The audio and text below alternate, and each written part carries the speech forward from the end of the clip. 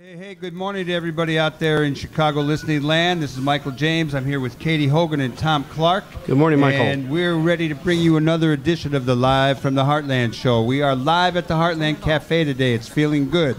And we're going to have a really nice lineup. We're going to focus on local schools. We've got Rebecca Weinberg coming up from the Baby Wranglers. And then a little bit after that, we're going to have Mike Klonsky back from Standing Rock giving us an update on what's going out there in North Dakota land. And we're going to wind up the show with this young singer named Ryan Herrick, who is going to kick some you-know-what. So good morning to everybody, and we hope you had a great Thanksgiving, and we're going to try to continue the good vibes here for you today. Good morning, Michael. It's wonderful to be at the cafe and see all these fascinating photographs that some colleague of ours got put up in this hall. You have an opening tomorrow night. Oh, I do. Right? It's tomorrow, late tomorrow afternoon, 4 to 7, and that will be the 27th, I believe, of November. Tomorrow.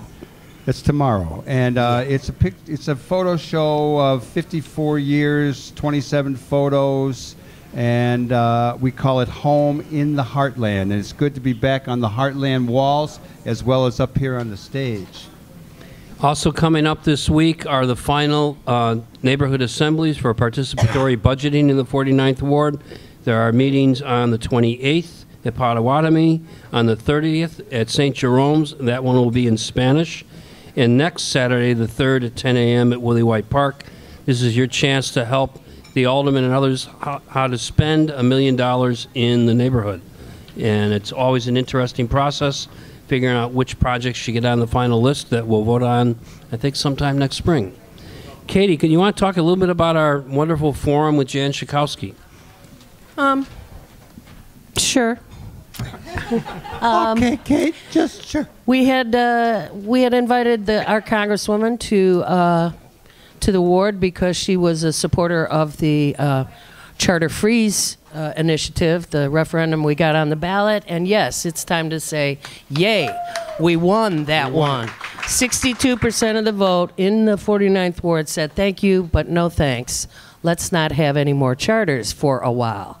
And not only that, but thanks to our ward-wide effort, two other ward-wide efforts, not thanks to ours, but thanks to their efforts in other wards, there were at least 2 other wards that had ward-wide freeze referendums and 3 other wards that had certain precincts voted dry of charters.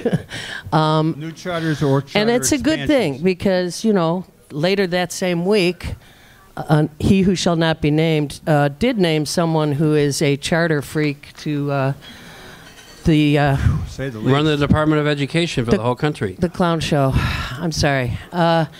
I can't do it yet. Focused, I just can't do it. All right.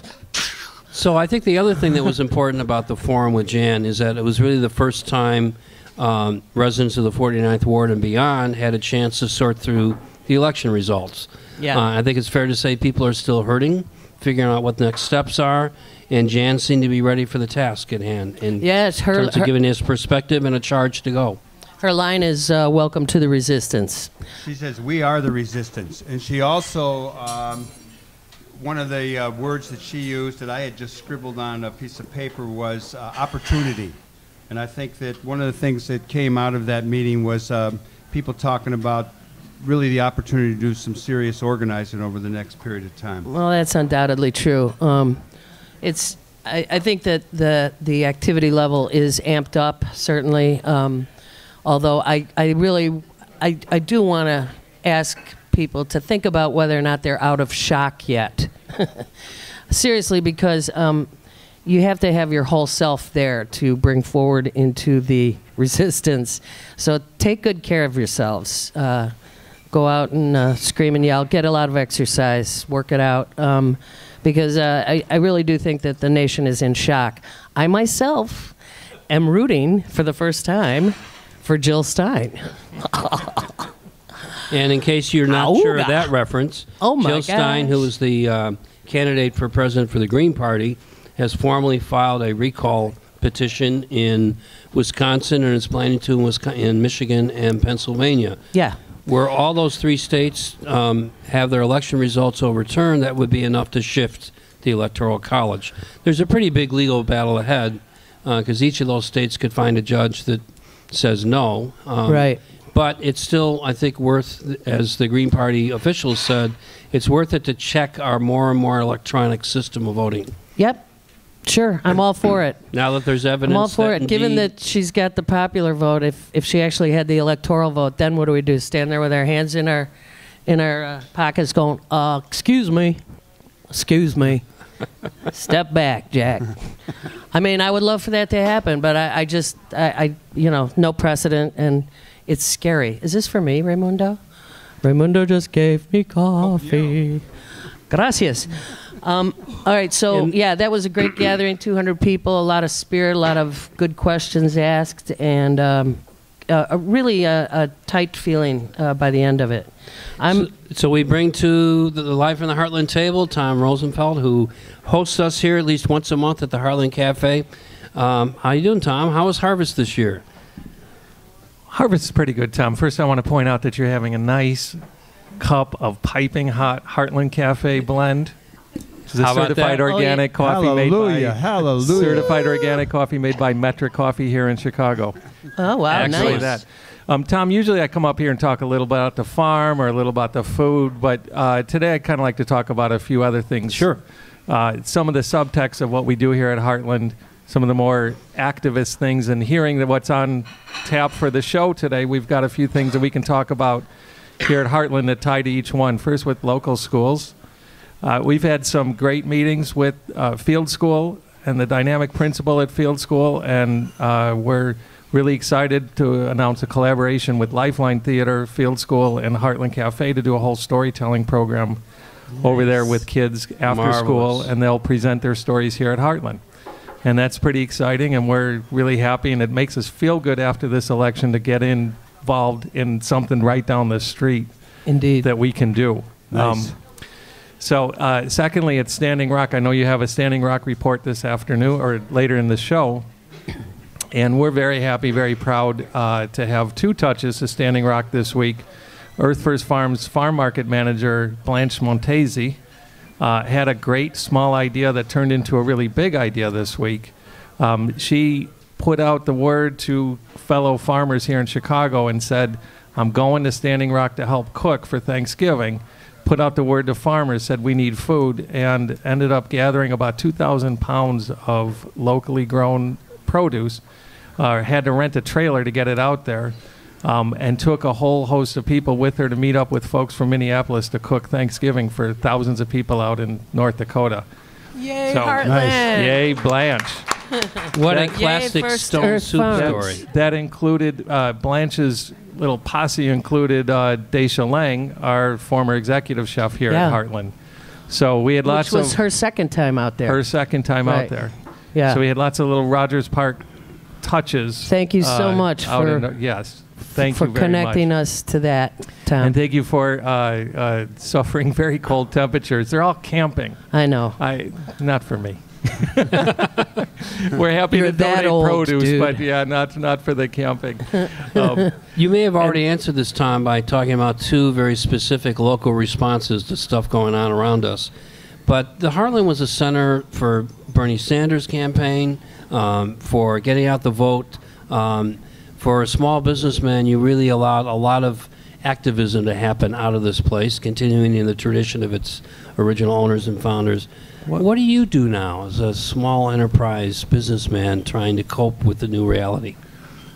Well, we just keep pushing, Tom. I mean, we keep doing things like, doing a program with the local school. And then we have another thing I'd like to announce, which is still date to be determined because we have a few organizations involved that we're trying to corral to do a kind of an evening of healing and sharing and discussion about this state of affairs that we find ourselves in. And we'll be inviting in a number of local organizations and do kind of we're calling it like a speed dating to introduce a number of people to a number of local, good, solid local organizations so that they can figure out to answer that great question is what can I do? So we're trying to figure out ways of channeling that energy and that angst into some form of action and pushing forward. When you get Speed your dates dating. finalized and all that, we'd be happy to promote it and announce That's it. great. It'll be the middle of next week, we think. But Oh, Yeah, middle of that's next great. week. So keep posted with the Heartland. Yeah, absolutely. Do people still answer the phone here? 465-8005. They sure do. 773 is that area code. Yeah. We're still in Chi-Town. And thank you so much, Tom, for keeping it one of the great corners in Chi-Town. Well, thank everybody for helping keeping it one of the great corners in Chi-Town. Yeah, So, exactly. And thanks How do for you joining like us this being morning. the king of the corner? Michael, I'm not the king of any corner. See, that would be the difference. Michael felt like he was the king of the corner. No, some guy accused me of it once. Oh, yeah, that's No, right. and one- It was thrown down as an epithet. And one quick farm update, because Tom, I know you always ask. So we're wrapping everything up. We are now in full cider production. There's a new hard cidery opening up in Evanston called North Shore Cidery, and we are pressing thousands of gallons of cider that they're going to put into tanks and turn into something wonderful in about 3 to 6 months. I gotta say, your blend this year was Rockin'. one of the best tasting ciders, even though it was, as I understand it, practically all red delicious this year. You it did was- blend it in with no, us. it was not all So I red got bum delicious. information when You I asked got about bad it. info, But man. it was great cider. It That's was one of good the to best hear. blends. I'm happy to hear. No. The Red Delicious was no more than. All right. It's an important part of the blend, but it's just a part. Okay. Well, congratulations on a good harvest, and thank you for being a home for these upcoming events. We'll be sure to let people know as we get the dates finalized. And thank you for keeping the radio show here at the Heartland. We love having you here. All right. Thanks, guys. And for all of you who are listening, we can't help do myself. broadcast live from the Heartland Cafe on the 4th and the 5th Saturdays of each month. Right. We Just want to so you- welcome up on the stage our next guest. Thanks, Tom.